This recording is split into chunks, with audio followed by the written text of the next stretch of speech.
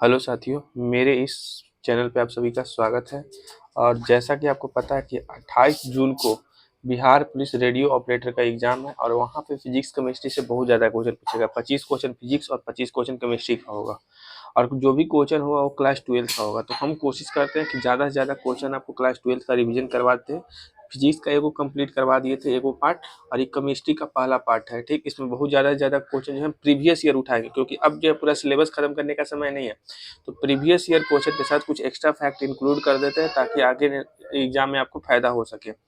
तो चलिए शुरू करते हैं। पहला क्वेश्चन है कि जो रेडियो धर्मिता है, रेडियो धर्मिता के दौरान जो है तो किसका भेदन क्षमता सबसे ज्यादा होता है, यानी रेडियो एक्टिविटी के समय सबसे ज्यादा भेदन क्षमता कौन से किरण का होता है। तो देखिए, सबसे ज्यादा जो भेदन क्षमता होता है वो गामा किरण का होता है। ऐसे देखिए, सबसे ज्यादा भेदन क्षमता गामा किरण था, उससे कम बीटा किरण का, और सबसे कम भेदन क्षमता जो होता है वो अल्फा किरण का होता है। तो ये हो गया भेदन क्षमता।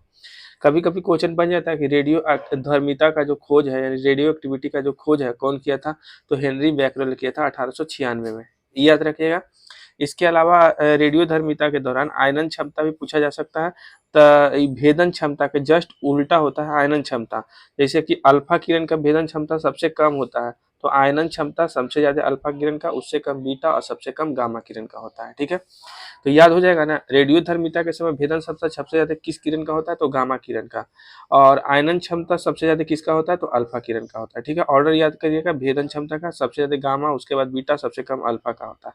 आयनन क्षमता सबसे ज्यादा अल्फा का, उससे कम बीटा का, सबसे कम गामा का होता है। ठीक है, चलिए अगला क्वेश्चन है कि जो साधारण नमक होता है जिसको हम लोग खाते हैं, कॉमन साल्ट, जिसका फार्मूला होता है NaCl। तो इसमें जो है कौन सा रासायनिक अति बंध होता है, यानी सिंपल सा भाषा में कहे ना, तो कौन सा केमिकल बॉन्ड पाया जाता है। NaCl यानी कि जो साधारण नमक होता है, कॉमन साल्ट, इसमें कौन सा जो है केमिकल बॉन्ड पाया जाता है। तो इस साधारण नमक या फिर NaCl जो होता है, इसमें आयनिक बॉन्ड या इसी को इलेक्ट्रोवैलेंट बॉन्ड कहते हैं। तो साधारण नमक में या तो आयनिक बॉन्ड पाया जाता है या इलेक्ट्रोवैलेंट बॉन्ड पाया जाता है। इसी को हिंदी में कहते हैं विद्युत संयोजक बंध। ठीक, तो साधारण नमक में विद्युत संयोजक बंध पाया जाता है या आयनिक या इलेक्ट्रोवैलेंट बॉन्ड पाया जाता है। और एक और बात याद रखिएगा ना कि जो आयनिक या इलेक्ट्रोवैलेंट बॉन्ड जो होता है, इसका मेल्टिंग पॉइंट और बॉइलिंग पॉइंट काफी ज्यादा होता है। ठीक, और एक और फैक्ट याद रखिएगा कि ठोस में अगर है तो ये कुचालक होगा। ठीक है, मतलब इलेक्ट्रिसिटी कंडक्ट नहीं करेगा। लेकिन अगर जलीय घोल इसका ले लेते हैं, यानी एक्वस फॉर्म में ले लेते हैं, वाटर के साथ घोल लेते हैं, तब ये जो है कंडक्टर की तरह बिहेव करेगा। तो सारा फैक्ट याद हो जाएगा ना। ये एक फैक्ट याद रखिएगा ना कि जब भी मेटल और नॉन मेटल के बीच में बॉन्ड पूछे आपसे, तो सिंपल सा बोल दीजिएगा कि आयनिक या इलेक्ट्रोवैलेंट बॉन्ड। ठीक है, और नॉन मेटल के बीच में बोल देवे तो उसको याद रखिएगा कोवैलेंट बॉन्ड। ठीक है, ये सब याद रखिएगा आप। आगे चलिए, एगो अम्ल राज से भी क्वेश्चन पूछ देता है। तो अम्ल राज जो होता है ना, वो 3:1 का रेशियो होता है, जिसमें 3 यूनिट हाइड्रोक्लोरिक एसिड होता है और 1 यूनिट नाइट्रिक एसिड होता है। ये 3:1 का रेशियो होता है अम्ल राज। और इसमें गोल्ड या प्लेटिनम को हम आसानी से घोल सकते हैं। अम्ल राज को ही इंग्लिश में कहते हैं एक्वा रिगिया। तो ये भी याद रखिएगा। अगला क्वेश्चन है कि जो चिप्स का पैकेट होता है ना, चिप्स के पैकेट में कौन सा गैस भरा हुआ रहता है। तो चिप्स के पैकेट में नाइट्रोजन गैस भरा हुआ रहता है, याद रखिएगा। एगो फैक्ट याद रखिएगा ना कि जो न्यूक्लियस होता है, जिसको नाभिक कहते हैं, तो नाभिक में कौन सी पाया जाता है, तो प्रोटॉन और न्यूट्रॉन। प्रोटॉन और न्यूट्रॉन जो होता है ना, न्यूक्लियस के अंदर पाया जाता है, नाभिक में पाया जाता है। और जो इलेक्ट्रॉन है वो अपने ऑर्बिट में न्यूक्लियस के चारों तरफ रिवॉल्व करते रहता है। ये फैक्ट याद रखिएगा।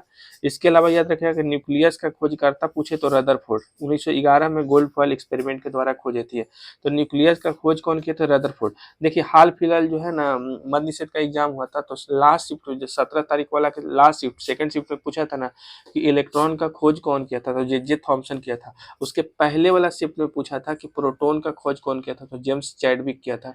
ठीक है ना, तो ऐसे याद कर लीजिएगा। ठीक है, तो और यहाँ पे न्यूक्लियस का खोज कौन किया था, तो रदरफोर्ड किया था। तो ये सभी फैक्ट याद रखिएगा। हो सकता है क्वेश्चन पूछ देवे आने वाले शिफ्ट में कुछ भी। आगे है कि स्ट्रेंजर गैस किन्हें कहा जाता है। तो याद रखिएगा कि स्ट्रेंजर गैस जो है वो जेनॉन को कहा जाता है। ठीक है, ये जेनॉन एक तरीके का इनर्ट गैस होता है। ठीक है, निष्क्रिय गैस इसी को हिंदी में कहते हैं। तो ये जेनॉन को ही स्ट्रेंजर गैस यानी अजनबी गैस कहा जाता है। और एक और फैक्ट याद रखिएगा कि पीरियोडिक टेबल में जो इनर्ट गैस होता है, जितने भी निष्क्रिय गैस होता है, वो ग्रुप 18 में आता है। ठीक है, कुछ निष्क्रिय गैस हम बताते हैं, जैसे हीलियम हो गया, नियन हो गया, आर्गन हो गया, क्रिप्टन हो गया, जेनन हो गया, रेडन हो गया। Helium, neon, argon, krypton, जेनन, radon, इस सब के सब जो है ना वो इनर्ट गैस है। ठीक। इनर्ट गैस का एक प्रॉपर्टी होता है कि किसी के साथ रिएक्शन नहीं करता है।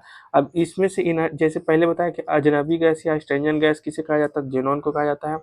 और ये एक तरीके का इनर्ट गैस है। तो इनर्ट गैस पीरियोडिक टेबल के कौन से ग्रुप में आता है, तो ग्रुप 18 में आता है। और देखिए हीलियम भी एक जो है ना इनर्ट गैस है, नोबल गैस में सबसे हल्का नोबल गैस है।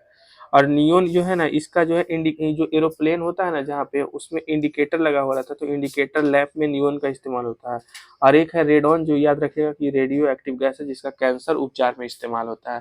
तो ये सही फैक्ट याद रखिएगा। चलिए अगले पेज की तरफ चलते हैं। सब हम कोशिश किए महत्वपूर्ण क्वेश्चन इसमें उठाने का, और सब प्रीवियस ईयर क्वेश्चन है। हैबर प्रक्रम के विधि के द्वारा किसका निर्माण किया जाता है, तो अमोनिया का निर्माण किया जाता है। औद्योगिक तरीका से अमोनिया का निर्माण किया जाता है हैबर प्रक्रम में। इसमें आयरन उत्प्रेरक के रूप में काम करता है और मोलिब्डेनम जो है उत्प्रेरक वर्धक के रूप में काम करता है।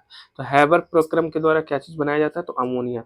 इसी तरीका से ओस्टवाल्ड प्रक्रम के द्वारा नाइट्रिक एसिड बनाया जाता है। ओस्टवाल्ड प्रक्रम के द्वारा क्या बनाया जाता है, तो नाइट्रिक एसिड HNO3।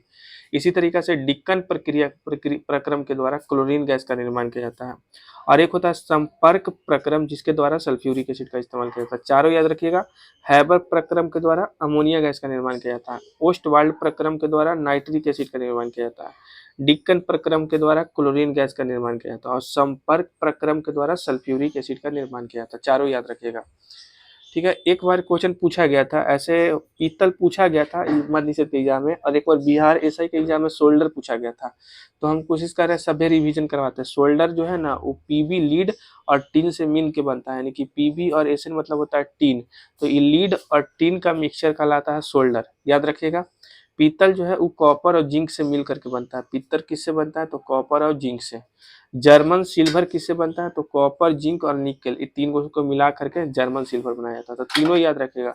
सोल्डर थी लीड और टीन को मिला करके बनाया जाता है। पीतल, कॉपर और जिंक को मिला करके जर्मन सिल्वर, कॉपर, जिंक और निकेल को मिला करके बनाया जाता है। ठीक, आगे चलिए। अगला क्वेश्चन है ना कि जो आवर्त सारणी होता है, जो पीरियोडिक टेबल जिसको कहते हैं, कि किस समूह में तत्वों को हैलोजन कहा जाता है। तो किस समूह के तत्वों को हैलोजन कहा जाता है, ये पहला क्वेश्चन है। तो जो ग्रुप 17 होता है ना पीरियोडिक टेबल में, जो ग्रुप 17 होता है, उस समूह को हैलोजन ग्रुप कहा जाता है। और हैलोजन ग्रुप में आता है fluorine, chlorine, bromine, iodine, astatine. Fluorine, chlorine, bromine, iodine और एस्टोटीन, ये सभी जो है ना आवर्त सारणी के हैलोजन ग्रुप में आता है। हैलोजन ग्रुप 17 को कहा जाता है। और हैलोजन ग्रुप के जो इलेक्ट्रॉन बंधुता होता है वो सबसे अधिक होता है। तो ये भी फैक्ट याद रखिएगा। और सबसे ज्यादा बार रिपीट होने वाला क्वेश्चन यहाँ से, बहुते बारी क्वेश्चन जो है रिपीट होता है। मान के चलिए ना कि फेवरेट क्वेश्चन है एक तरीका से, कुछ गैस का नियम है। जैसे सबसे पहले बॉयल्स लॉ, फिर चार्ल्स लॉ, फिर गे-लुसाक्स लॉ। तो तीनों याद कर लीजिए। जैसे बॉयल्स लॉ में क्या होता है कि टेम्परेचर को कांस्टेंट रखा जाता है। ठीक है, बॉयल करते ऐसे याद रखिएगा। कोई चीज को बॉयल कर रहे हैं तो टेम्परेचर को कांस्टेंट रख लेते हैं। टेम्परेचर को कांस्टेंट करेंगे तो वॉल्यूम इनवर्सली प्रोपोर्शनल हो जाएगा प्रेशर का। यानी कि जो वॉल्यूम है, जिसको हिंदी में वॉल्यूम को हिंदी में क्या कर सकते हैं, याद नहीं आ रहा है, थोड़ा सीबीएसई वाला है हम, तो इसीलिए कॉपरेट कीजिएगा। वॉल्यूम जो है व्युत्क्रमापी होता है किसके, तो प्रेशर के, दाब के।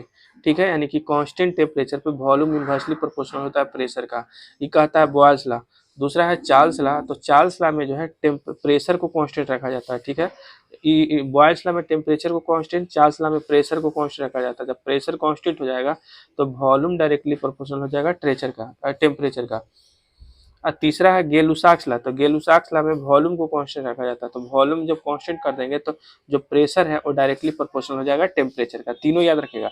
बॉयल्स लॉ में टेम्परेचर को कांस्टेंट रखा जाता है, तो जो वॉल्यूम है वो इनवर्सली प्रोपोर्शनल हो जाता है प्रेशर का। चार्ल्स लॉ में प्रेशर को कांस्टेंट किया जाता है, तो वॉल्यूम जो है डायरेक्टली प्रोपोर्शनल हो जाता है टेम्परेचर का। और गे-लुसाक्स लॉ में जो है वो वॉल्यूम को कांस्टेंट किया जाता है, जिसमें प्रेशर डायरेक्टली प्रोपोर्शनल हो जाता है टेम्परेचर का।